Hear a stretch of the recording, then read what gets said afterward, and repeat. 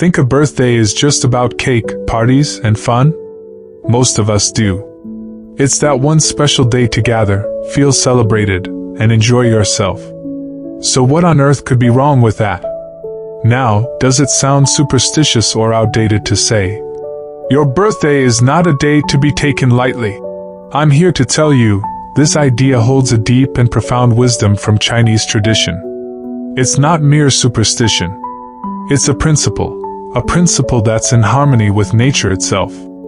Understand this, and you'll learn how to mark your birthday in a way that truly benefits you. Let's start by looking at the word birthday itself. Birth means the beginning of life. It signifies growth and creation. But birth is always accompanied by something else, risk. Consider any birth. The emergence of life is a perilous process. A seed breaking through the soil battles rocks, competing plants, and the elements, all while risking being consumed. The birth of a baby is an even more treacherous journey. So the very essence of birth carries uncertainty and a massive transformation of energy. And day represents time. We speak of the right timing, the right place, and the right harmony. Your birthday is that specific celestial moment you arrived in this world. On that day, the alignment of stars, the Earth's magnetic field, the entire cosmic energy imprinted a unique signature on you. It's like your personal coordinate in the vast river of time. Therefore, your birthday is no ordinary day. It is the origin point, a pivotal node in your personal life cycle. Each year on your birthday, it's as if your vehicle of life has completed another annual journey and returns for a mandatory inspection. Think about it. During an inspection, the car is stopped, examined with various tools. Is it in active operation? No. It's passive, vulnerable, awaiting assessment. Our lives are similar. Around our birthday, for about a week, our vital life energy, what we call Qi, enters a subtle transition. The Qi of the old year is receding, the Qi of the new year is arriving. During this handover, it's like two armies clashing on the front line. It is chaotic.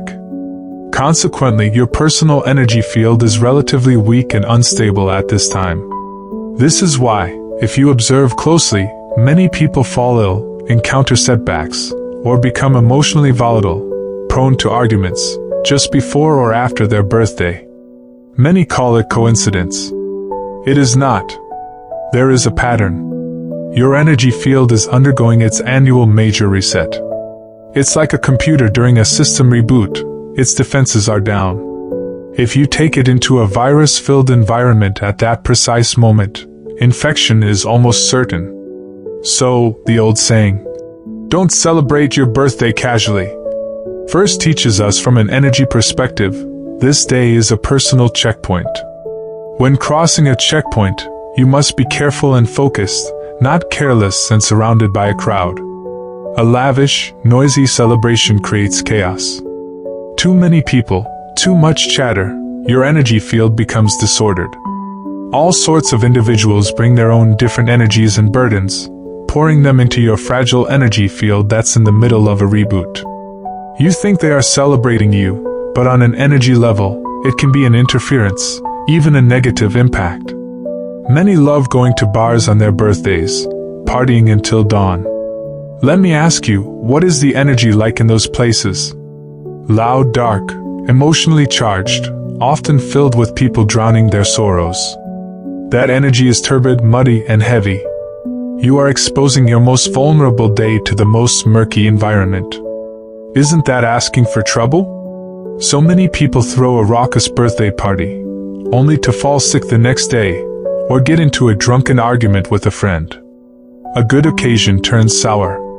You've likely seen this happen. This is the first consequence of a casual celebration, lacking reverence, ignoring your energy state, and inviting unnecessary trouble. The second principle cuts even deeper. Whose day is your birthday truly? It is your mother's.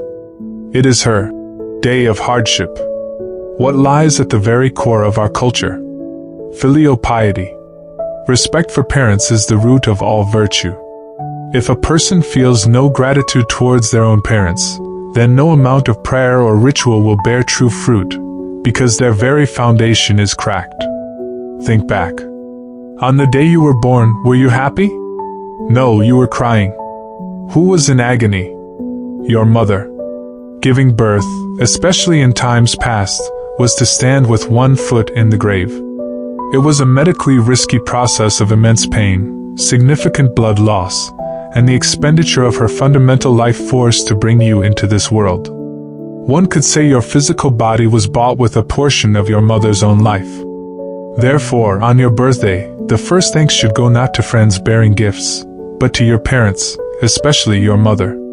If you treat this day as your personal carnival, feasting and basking in everyone's attention, have you considered the woman who gave you life, who may be sitting at home? Did you call her? Did you go home to cook her a simple meal and say, "Mom, thank you for all you endured"? If not, then all your celebration is putting the cart before the horse. It is forgetting your roots. A person who forgets their roots will slowly see their good fortune fade, because they lack the core ingredient for blessings, gratitude. Heaven, earth, and the natural order do not support the ungrateful. We say one must know how to cherish one's blessings. What does that mean? It means treasuring what you have. Your greatest blessing is your life, given by your parents. So, gratitude towards them is how you accumulate the greatest fortune for yourself. Thus, the highest form of observing a birthday is not a party or gifts. It is the practice of filial piety. Treat this day as a day of gratitude. Take your spouse, your children, back to your parents' home. Cook a meal for them. Or buy your mother something she has always wanted but wouldn't buy for herself. You don't need many words. The action itself builds positive merit for you. This is 100 times more meaningful than the most expensive cake or the grandest gift. Many of us have adopted only the surface of Western customs. They blow out candles, so we blow out candles. But do you understand the original meaning? In its tradition, candlelight represents the sacred, represents prayer. Making a wish over them is an act of communication with the divine. It is a solemn ritual. What have we turned it into? A game. Everyone laughs, smears cake, and with one breath, blows out that sacred flame. What are you extinguishing symbolically? Your own fledgling light of hope. This act, in its essence, carries an inauspicious tone. How does traditional Chinese culture observe birthdays? By eating a bowl of longevity noodles. The noodle should be one long, unbroken strand. What does it symbolize? A long, continuous life, filled with peace and wellness. See the contrast? One act is extinguishing, the other is extending. Which holds more wisdom? Ponder that. So, it's not that you cannot mark the day, but that you should do so in a way aligned with deeper principles. The third principle touches on what some might call life patterns or destiny. We are not talking blind faith. We are talking about observable laws. We look at the I-Ching. The I-Ching teaches the laws of change. In Chinese thought, the moment of your birth is captured in a cosmic birth chart, recording the energy configuration of the universe at that instant. It's like your original factory settings. Each year, when time cycles back to your birthday, it's as if the energy of the current year directly interacts and sometimes clashes with the primordial energy of your birth. What results from this interaction? It varies. Sometimes it's favorable. We might call it catching a good wave. Sometimes it's challenging, like a year of heightened friction or obstacles. This is especially potent during milestone birthdays, 30, 40, 50, 60.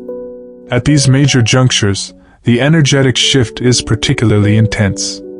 Hence the ancient sayings about finding your footing at 30, gaining clarity at 40, and understanding life's deeper currents by 50. Every decade, your life energy undergoes a significant transition. This transition is a test. Pass it, and you ascend. Stumble, and you may fall hard. Therefore, at these important birthday gates, the ancients were exceedingly cautious. They did not celebrate outwardly. They withdrew. Withdrew to do what? To reflect in solitude, to nurture their body and mind, to minimize social drama, to avoid conflicts, to read wise texts, and to adjust their attitude. Some would perform acts of kindness, like charitable giving, to accumulate positive affinity, hoping to pass through this gateway smoothly. Now, compare this to what we do today. For a 30th, 40th, or 50th, the bigger the party, the better, as if proudly announcing we've aged another decade. What are you really doing? You are broadcasting to the world. I am at a major energetic crossroads. I am vulnerable. Come everyone, look at me. Isn't that exposing your weakest flank to all manner of unpredictable influences? We have a saying, don't draw attention to yourself. The more you show off, the easier you attract negative attention. A tall tree catches the wind, right? If you're already in a windy spot, why wave a giant flag? So, birthdays, especially the significant ones, how should they be observed? They should be observed in stillness, in quiet contemplation. You should carve out a day for solitude. Go to a peaceful place, a park, a quiet temple garden, or simply your home study. Make a light tea. Review the past year, even the past 10 years. What did I do right? Where did I go wrong? How have I grown? What regrets do I carry? How do I want to move forward? This is a profound dialogue with yourself, a life review and reorientation. Through this quiet ritual, you settle restless energy and clarify muddled thoughts. This is what it means to take true responsibility for your life. Navigate this day well, and your path in the coming year will be steadier and clearer. So, are all birthdays meant to be quiet? Not necessarily. We believe in appropriateness. A child's birthday can and should be livelier. Why? Because children possess what we call a pure yang, vitality. Their life force is robust, innocent, not yet weighed down by complex thoughts and emotions. Their energy field is strong and resilient. A joyful celebration, filled with love and blessings, makes them feel secure and valued, which aids their healthy development. So, children's birthdays are typically happy and harmless. But once past adolescence into adulthood, as your mind and life become more complex, your energy field does too. Then, you must learn to turn your birthday focus inward, not outward. The celebration should shift from material indulgence to spiritual renewal. There is one exception, honoring the elderly. Celebrating a parent's 60th, 70th, or 80th year often involves a large gathering. Does this contradict the advice about caution at crossroads? No. You must understand the essence and the function. The core purpose of a longevity banquet for an elder is not for the elder to show off or seek excitement. It is an act by the entire family to collectively express filial devotion. It is a consolidation of family clan energy. Everyone gathers their good wishes, their positive intentions, what we call auspicious energy, and focuses it toward the elderly. Using this powerful, collective, positive energy to help the elder withstand the potential challenges of that major life passage. This is sometimes called a ritual to ward off misfortune with joy. So, at such a banquet, the protagonists are not the elders themselves, but the children and family. It is the family demonstrating to heaven, earth, and community. Our family honors its roots. We care for our elders. This demonstration strengthens family bonds and social standing. But even here, there is nuance. We often say, celebrate the 9th year, not the 10th. What does that mean? For a 60th birthday, celebrate at 59. For a 70th, at 69. Why? This is cultural wisdom related to the I-Ching. Among the 64 hexagrams, only one is considered universally auspicious in all its aspects, the hexagram of modesty. The lesson is to remain humble, never self-satisfied. 10 represents fullness. The moon wanes after it's full, water overflows when it's full. Celebrating a year early is an act of humility and reverence. It says, "I do not claim fullness. I prepare with respect, hoping to peacefully cross this decade's threshold." This is a sophisticated approach, both psychologically and energetically. You see, a simple birthday holds multiple layers of wisdom. The first layer, the energy gate, know when to conserve and protect yourself. The second layer, the practice of filial piety, know how to be grateful and honor your source. The third layer, the destiny crossroad, know how to be humble and reverent. So, birthdays should not be taken lightly. It's far from an empty saying. It reminds us that every important milestone in life deserves our mindful presence. How to be mindful? Not with money or things, but with your heart and attention. If you truly listen to your body and emotions, you will choose quiet solitude on this day, not a noisy venue. If you truly comprehend your parents' sacrifice, you will choose to be with them, not just seek your own pleasure. If you sincerely contemplate your life path, you will choose reflection and planning, not mindlessly acknowledging you're a year older. Therefore, I invite you, starting with your next birthday, try a new approach. Step 1. About a week before, start tuning in. Eat lightly, sleep well, get your physical state into good order. Step 2. On the day itself, give yourself a true break. No work, no demanding social obligations. Step 3. In the morning, after your routine, prepare and eat a bowl of longevity noodles, or any simple, wholesome meal, in peace. As you eat, mentally give thanks to the universe, to your parents, to all who've supported you. Step 4. During the day, do one thing that brings you inner peace and feels meaningful. Visit a serene place like a garden or temple, not to ask for favors, but to absorb the calm.